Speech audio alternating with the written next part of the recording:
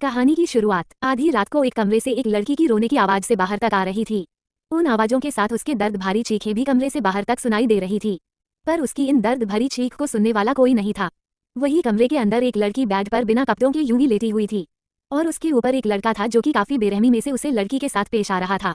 उस लड़की के पूरे चेहरे पर काफी ज्यादा निशान थे, यहाँ तक कि उसके गले से लेकर उसकी पूरी बॉडी तक सिर्फ निशानी ही निशान थे। उसके पूरी बॉडी पर इस तरह के निशाने को देखकर कोई भी समझ सकता था कि उसे पर कितनी ज्यादा जोर जबरदस्ती की जाती है।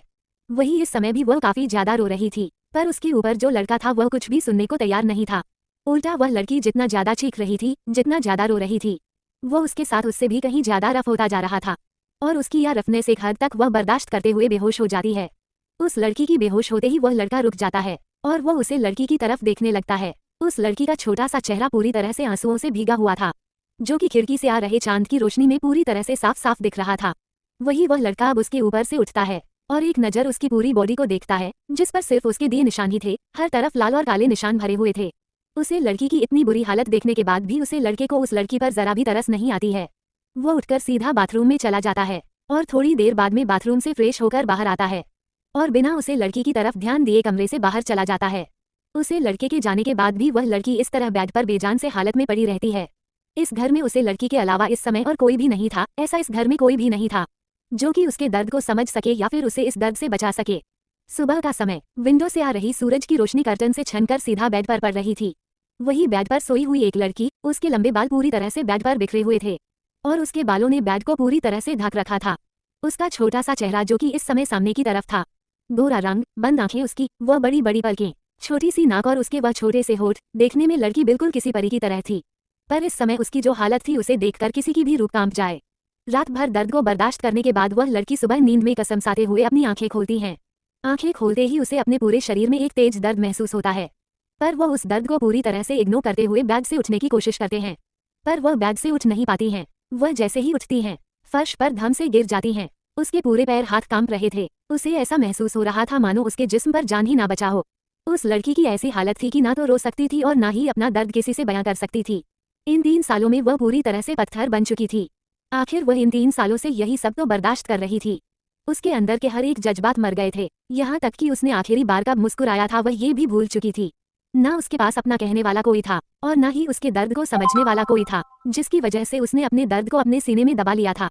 वो हिम्मत करके फर्श से उठती है और अपनी लड़खड़ाते कदमों के साथ बाथरूम की तरह बढ़ जाती है। वो लड़की बाथरूम में आते हैं बाथरूम में लगे बड़े से मिला के सामने खड़ी हो जाती है और अपने बदन पर उड़े हुए उसे कंबल को वहीं नीचे फर्श पर गिरा देती है।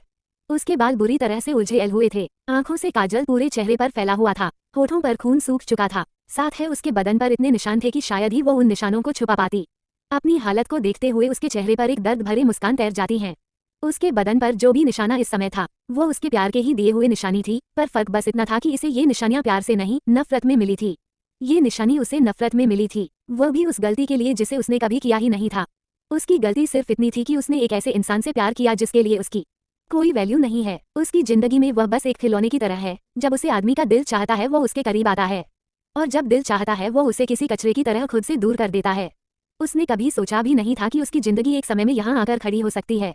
कहाँ 3 साल पहले उसके पास सब कुछ था सिवाय इस इंसान के, और अब उसके पास के इंसान है तो सब कुछ उस छूट चुका है। न तो उसके पास अब उसका परिवार बचा है और न ही अब उसके पास उसकी पहचान बची है। वो इस शादी के बाद गुम होकर रह गए थे इस घर में। पूरे 3 साल हो चुके थे पर उस लड़की ने आज तक इस पैलेस से बाहर अपने कदम नहीं रखे थे। शुरुआत के दिनों में जब वो शादी करके आए थे तो वो बाहर जाने की जिद किया करती थी, पर हर बात पर हर चीज पर बिना गलती के सजा पाने के बाद उसने अपने हर एक जिद को, अपनी हर एक ख्वाहिश को दबाना सीख लिया था और अब तो उसे अपने दर्द से भी कोई फर्क नहीं पड़ता था। वो लड़की अब मिरर के सामने से हटते हुए जाकर शावर के नीचे खड़ी हो जाती है और शॉवर ऑन करके भीगने लगती है। उसकी आज जो हालत थी उसके लिए इसमें कोई नई बात नहीं थी, हर सुबह उसकी यही हालत होती थी, इसलिए उसने अब इस बात से एतराज करना ही छोड़ दिया था और उसने इस सच को ही अपना लिया था। थोड़ी देर बाद वह बाथरूम से फ्रेश होकर बाहर आती हैं। उसकी आंखें बुरी तरह से लाल थी, साथ ही उसका पूरा चेहरा भी लाल था। उसके गले पर काटने के निशान भरे हुए थे, जिन्हें वह छुपाने के लिए ड्रेसिंग मिरर के सामने आते हैं और खुद को उसे मिरर में देखती है। लंबी काले घने बाल चुके समय भीगे हुए थे और उनसे पानी की बूंदें उसके चेहरे पर टपक रहे थे। छोटा सा गोरा सा चेहरा, फूले हुए गाल और उसकी नीली आंखें, जिन आंखों को देखकर कभी सबको सुकून आया करता था, आज उन आंखों में सिवाय दर्द के किसी को कुछ नहीं दिखता था। उन आंखों में एक दर्द और एक खालीपन, बस इन दोनों ने ही पनाह ले रखा था। उसके होंठ के किनारे थी कट लगी हुई थी जो कि साफ साफ नजर आ रहा था, पर खुद के हालात को देखते हुए भी वो उफ तक नहीं करती है। उसे लड़की ने इस समय सिंपल से रेड कलर के साड़ी पहने हुए थे, हाथों में चूड़ा और गले में मंगलसूत्र और मांग में सिंदूर, चेहरे पर ना कोई मेकअप और ना ही कोई चमक। डल पड़े चेहरे के साथ हुआ हेयर ड्रायर को उठाती हैं और अपने बालों को सूखने लगते हैं। अपने बालों को सुखाने के बाद अपने गले के उन निशानों को छुपाती हैं और अपने धीमे कदमों से वो कमरा से बाहर निकल आते हैं। वो लड़की कमरे से बाहर आती है और सीढ़ियों से उतरते हुए सीधा हॉल में आती है। उसे हॉल में आज फिर कोई नजर नहीं आता। वह किचन की तरह बढ़ जाती है तो किचन में उसे एक 70 साल की उम्र के आसपास की एक औरत दिखती है। वो उन्हें देखकर भी इग्नोर कर देती है। उसके बाद वो किचन के कामों में लग जाती है। वो औरत उस लड़की की तरफ देखते हुए अपनी आंखों में आए उन आंसुओं को छुपा लेती है। वो लड़की अभी किचन में आई ही थी कि पीछे से वो औरत जो कि वहाँ काम करती थी, वो उस लड़की की तरफ देखते हुए बोली, आराया बिटिया, क्या तुमने अपनी दवाई ले ली है? उसी औरत की पूछने पर भी वो लड़की कोई जवाब नहीं देती और अपने कामों में लगी हुई रहती है। जब वो औरत देखी है कि वो लड़की अब उसकी बातों का भी जवाब नहीं दे रही है तो वो उसके थोड़ा और करीब जाती हैं और उसके कंधे पर अपने हाथ को रखकर उसे अपनी तरफ घूमते हुए उसे देखते हैं। उसके बाद वो आगे कहती हैं, बिटिया पहले तुम कुछ खा लो, उसके बाद तुम काम कर लेना। ये तुमने क्या हालत बना रखी है? अगर ऐसा ही रहा तो तुम्हारा तबीयत और भी ज्यादा बिगड़ जाएगी। उद्धरण चिन्ह। फलक कविन की पत्नी उस बुरी औरत की तरफ देखती हैं। फिर वह अपनी नजरें वापस से उन सब्जियों पर लगती है जिसे वह अपनी धो रही थी। वो उन सब्जियों को धोते हुए बोली, आपको हमारी चिंता करने की जरूरत नहीं है काकी, हम ठीक हैं और वैसे भी हमें इन सब की आदत हो चुकी है। आप बस सारे सामान निकालकर यहाँ रख दीजिए और आप ही किचन से बाहर चले जाए, हम थोड़ी देर अकेले रहना चाहते हैं। फलक के चेहरे पर इस समय कोई भी इमोशन नहीं थे। वो अपने शांत आंखों से काम करते हुए एकदम धीमी में आवाज में कहती है। उसकी आवाज में भी कोई जज्बात नहीं थे और काकी भी इस बात को समझ रही थी। फलक की ऐसी हालत देखकर उन्हें बहुत ज्यादा बुरा लग रहा था, पर वह उन दोनों के बीच कुछ बोल भी नहीं सकती थी। उनका कोई हक नहीं था कि वह कविन को कुछ भी कहे। वो कविन के यहाँ काम करती थी, ना कि वह कविन के घर की थी। फलक के खाने के बाद कहा कि अपना सिर नीचे करते हुए सारे समाज को निकालकर वही काउंटर पर रख देती है। फिर वह एक नजर आर्या की तरफ देखते हुए किचन से निकल जाती है। काकी की आंखों में फलक को देखते हुए आंसू थे, पर मानो फलक के तो आंसू ही सूख चुके थे। काकी के जाने के बाद आर्या पलटकर एक नजर दरवाजे की तरफ देखती हैं। किचन में किसी को ना देखकर फलक खुद को संभाल नहीं पाती हैं। उसकी आंखें भी नम हो जाती है, पर वह अपने आंसुओं को बाहर आने नहीं देती है। वो उसे अपने आंखों में ही रोक लेती है। वो अपने जज्बातों पर काबू किया अपने काम में लग जाती है। थोड़ी देर बाद फलक पूरा ब्रेकफास्ट बनाने के बाद वह अपने हाथों को धोते हुए किचन से बाहर आती हैं।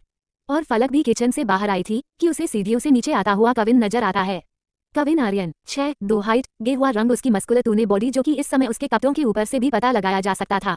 उसकी भूरी आंखें जो कि देखने में काफी ज्यादा खतरनाक थी। उसके वह सिल्की काले बाल जो कि उसकी आंखों को भी ढक रहे थे और उसके वह पतले होंठ जिसे देखकर कोई भी उसे पर फिसल जाए। कविन ऑफिस जाने के लिए रेडी हो चुका था। आरुष इस समय डार्क ब्लू कलर के 3-पीस बिजनेस सूट में काफी ज्यादा हैंडसम लग रहा था। एक समय था जब फलक उसके इसी लुक पर फिदा हो गई थी, पर कविन को इस तरह से देखकर भी फलक के मन में उसके लिए कोई फीलिंग्स बात नहीं आती थी। फलक के सारे जज्बात कविन ने ही 3 साल पहले ही खत्म कर दिए थे।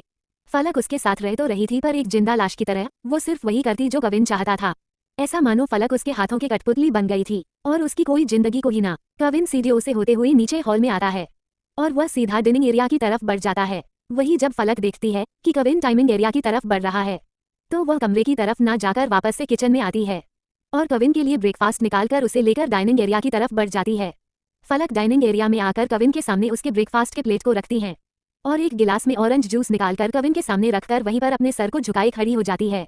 वही कविन जो कि फलक को ही देख रहा था। फलक को लाल रंग की साड़ी में देखकर, उसके हाथों में भरी हुई चूड़ियों को देखकर, उसके मांग में सिंदूर और गले में मंगलसूत्र देखता है। उसका छोटा सा चेहरा इस समय काफी ज्यादा मुरझाया हुआ लग रहा था, पर इस समय भी उसकी खूबसूरती कहर ढा रही थी। फलक देखने में सच में बहुत ज्यादा ही खूबसूरत है, पर इन दोनों पर काफी ज्यादा कमजोरी लगने लगी थी और काफी ज्यादा पतली भी हो गई थी। कविन को ही देख रहा था।